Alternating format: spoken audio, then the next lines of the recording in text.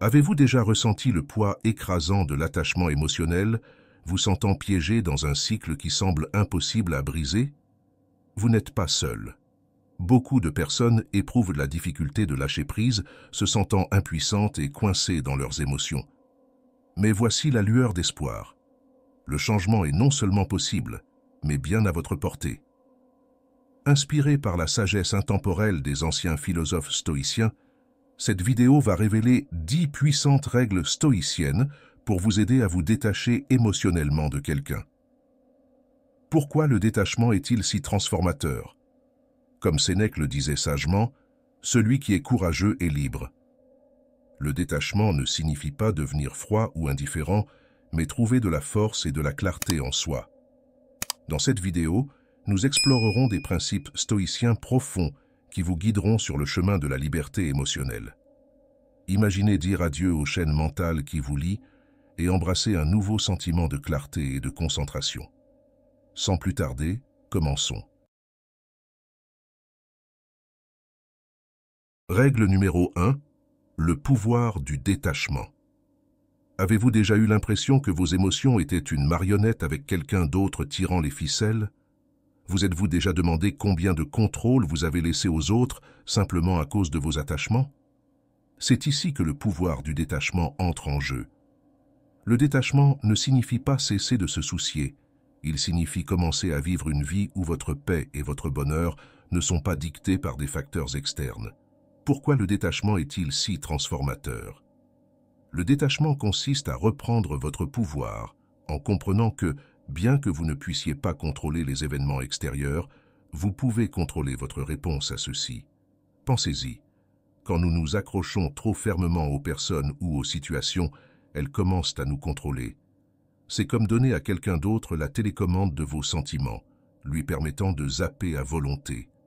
Leur influence peut dicter votre bonheur, votre tristesse et, dans les cas extrêmes, vous pousser à prendre des décisions irréversibles. Le détachement consiste à reprendre cette télécommande et à décider par vous-même quelle chaîne regarder. Soyons pratiques. Commencez par identifier à quoi ou à qui vous êtes excessivement attaché. Ensuite, demandez-vous pourquoi. Cherchez-vous de la validation? Avez-vous peur de la solitude? Ou autre chose? Comprendre la racine de votre attachement est la première étape pour desserrer son emprise. Ensuite, engagez-vous dans des activités qui vous remplissent d'un sentiment de but et de satisfaction. En vous concentrant sur ce que vous pouvez contrôler et en lâchant prise sur ce que vous ne pouvez pas, vous commencez à vous ancrer dans votre propre force et vos valeurs. En embrassant le détachement, vous commencez à voir le monde différemment. Vous reconnaissez que votre valeur n'est pas liée aux circonstances extérieures, mais est intrinsèque et inébranlable. Cette réalisation vous permet d'avancer avec clarté et confiance, libre des chaînes mentales de l'attachement. Rappelez-vous, comme le disait Sénèque, celui qui est courageux est libre.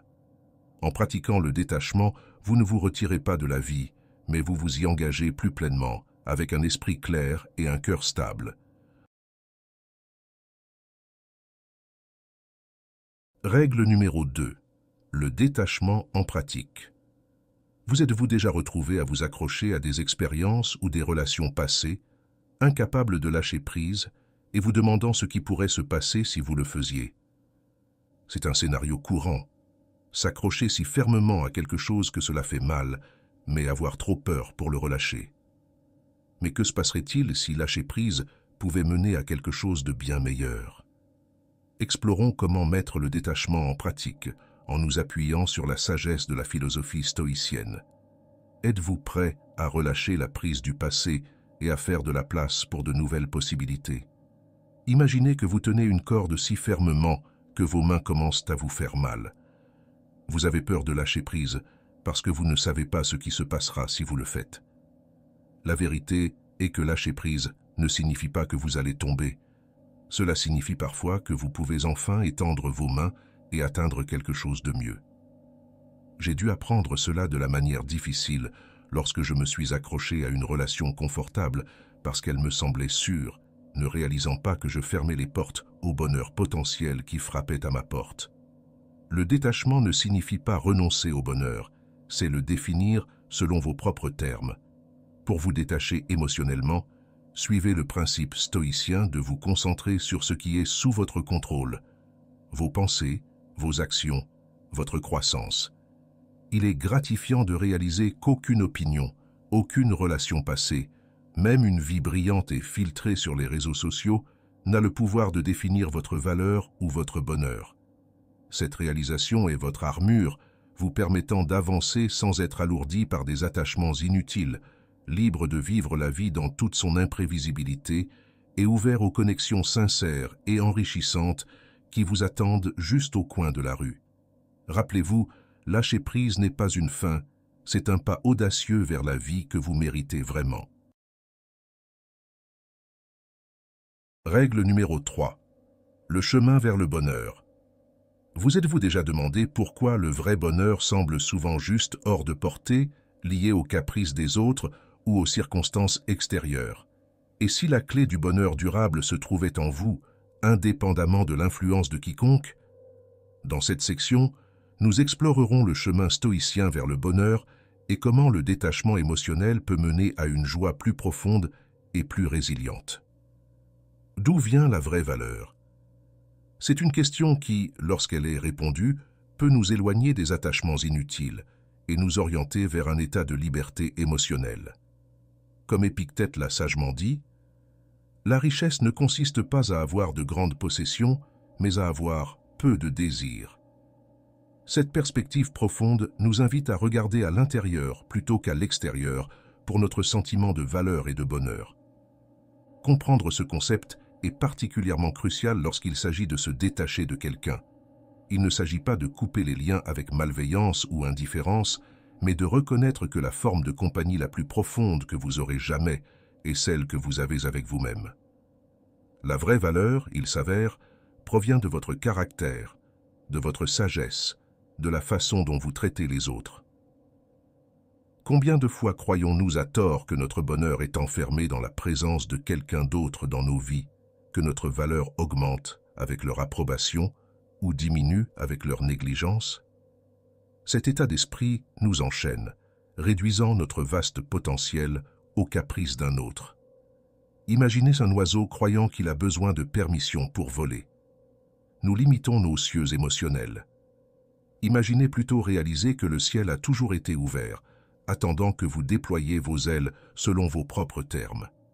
Cette autosuffisance est libératrice, nous apprenant que notre valeur ne fluctue pas avec les opinions ou la présence des autres. Le détachement n'est donc pas un acte de repousser quelqu'un, mais de nous rapprocher de notre essence. En nous concentrant sur la croissance personnelle et en devenant les meilleures versions de nous-mêmes, nous nous déchaînons du poids de la dépendance. C'est comme entretenir un jardin. Vous ne supplieriez pas une seule fleur de pousser.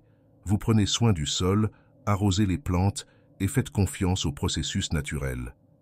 En vous concentrant sur l'amélioration personnelle, vous cultivez un jardin qui fleurit, peu importe qui choisit de le traverser ou d'admirer sa beauté.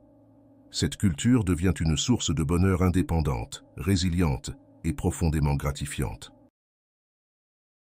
Merci d'avoir suivi cette vidéo jusqu'à la fin. Si tu as apprécié la vidéo, je te serai reconnaissant de laisser un j'aime et de t'abonner.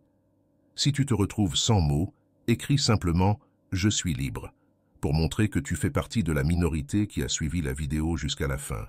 Merci beaucoup pour ton attention et à la prochaine.